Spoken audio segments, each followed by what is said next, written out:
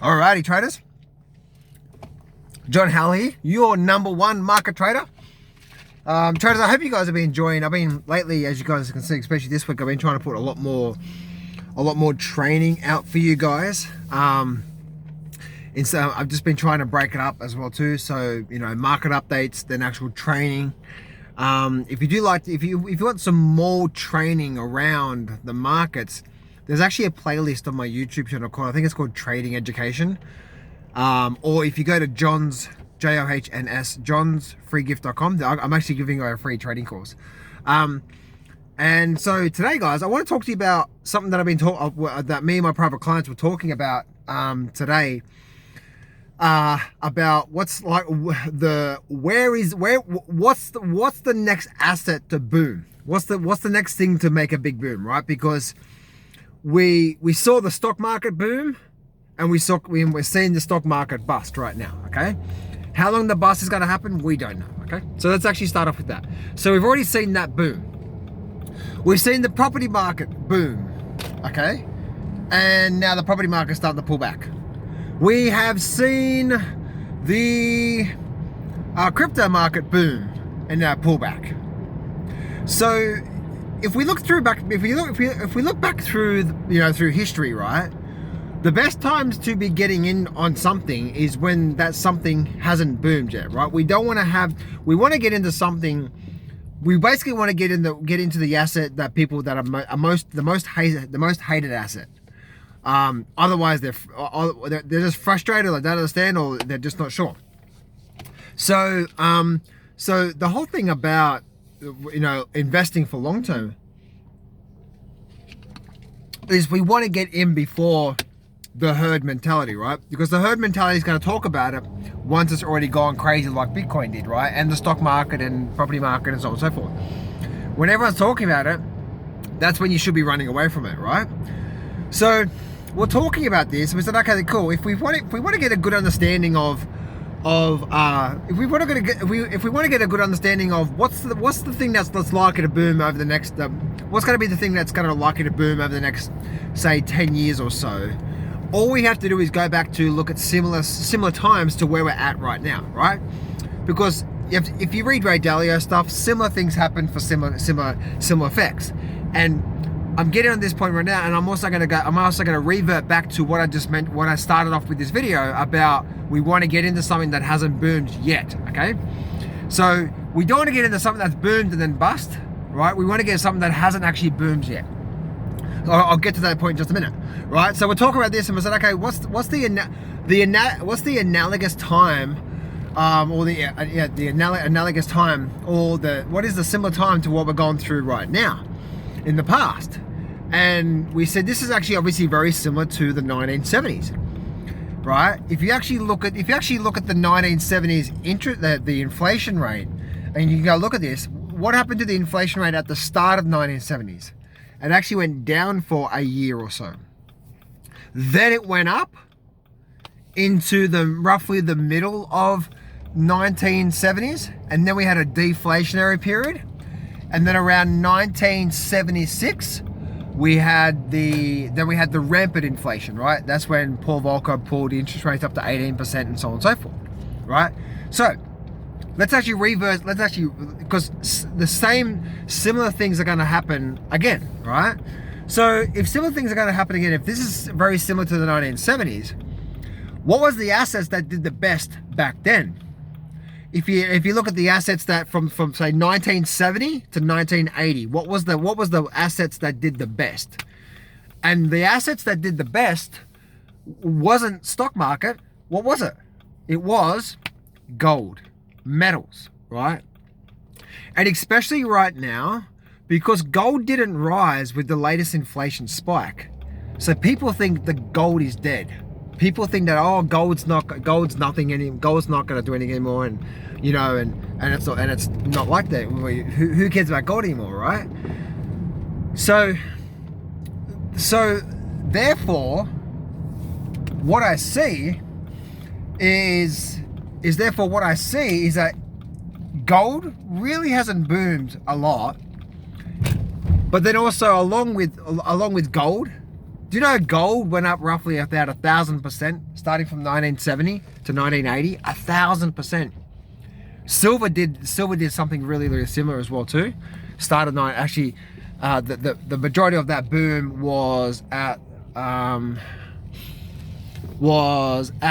the. So that's basically what I see happening from an investment point of view, right? Short term, we may still get a bit more deflation out of these assets.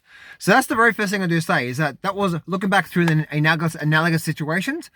The thing that really did really well was gold back then, okay? Especially gold, especially on the second half, especially from 1976 through the 1980. That's when gold did the bulk of what happened, right? But also, what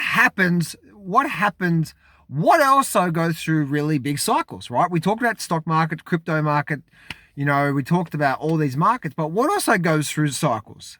Mining, right? What do? We go through mining booms, we go through mining bust, and then a decade or so later, we go through another mining boom, etc., right? It's the cycle analysis, right? Let's actually keep this really, really simple. When was the last mining boom? Think about this for a minute, right? When was the last mining boom? It was what, 2010, 11, right? So we've had over 10 years of not a mining boom. So doesn't it make sense that the next 10 years we're going to experience a mining boom? Now, especially if gold does what I said what we're likely to do based off what happened in inflation, I believe the mining stocks are also going to be, mining stocks right now are very, very, very undervalued. We're going to go through another massive, incredible mining boom, right? And just an incredible mining boom. And I'm seeing 5, 6, 700% moves in the mining sector by the end of this decade. Now, I say by the end of this decade, guys, because think about this. When I say the end of it, people say, "Oh, John, by the end of the decade, they'll go." It's like when I'm saying 500% increases, that takes years to do, not just one day, right? So when I say it's likely to be up 5, 6, 700% by the end of this decade, but it's going to take years to actually get there, right? We know that. So if where I'm putting my money from an investment point of view, right? Where I'm putting my money from an investment point of view is I am going from the mining sector there, right? The mining sector, because that's the thing that hasn't boomed yet. And Ray Dalio actually says this, right? And think about this. This is actually Ray Dalio's comment about this. Firstly, what Ray Dalio said, he said investing is actually pretty simple. It was him and one of his chief investment officers as well too. And they were saying, he said most people are very short-term focused. So they focus on what's doing really well, what's doing really well and what's doing really bad. They think that's likely to continue because they focus on the here and now. He said, but if you look over time, right, that there's every 10 years there's a rough change. There's a change in the marketplace, right? He said, so what did well last 10 years is probably not going to do well the next 10 years. And what hasn't done well the last 10 years is probably going to do well the next 10 years. What is that called? That's just called simple cycle analysis. And that's where, for me personally, if you see what I'm doing, I'm connecting the dots up here about what is the, and guys, I'm not an anything lover. I'm so in love with the mining stocks. I just want to marry it. No, I'm not a marrier. I didn't want to marry women these days. It's like probably never again. I've been married once, one too many times.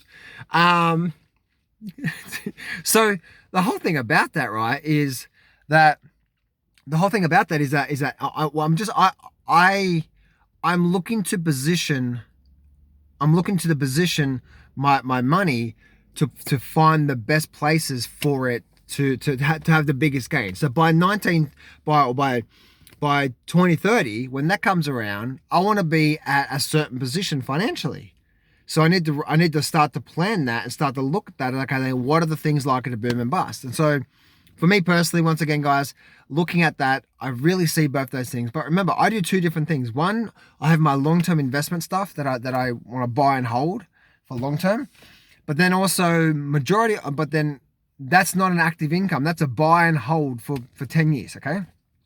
But then also, I'm an active trader in the markets, meaning I'm looking for trading setups in the market. So I hope this helps you out today, traders. If you actually like to learn my number one actual trading setup, then just join my webinar today, Johns, JOHNS, johnsfreetraining.com, johnsfreetraining.com. You can join my webinar today, and on the webinar, I will share with you the 3 secrets. Secret number 1, what took me from $250,000 in debt to making a full-time income from trading. Secret number 2 is actually my trading system. And secret number 3, how I actually scan the market. So I only have to spend half an hour per day looking at the markets. Speak to you soon, guys.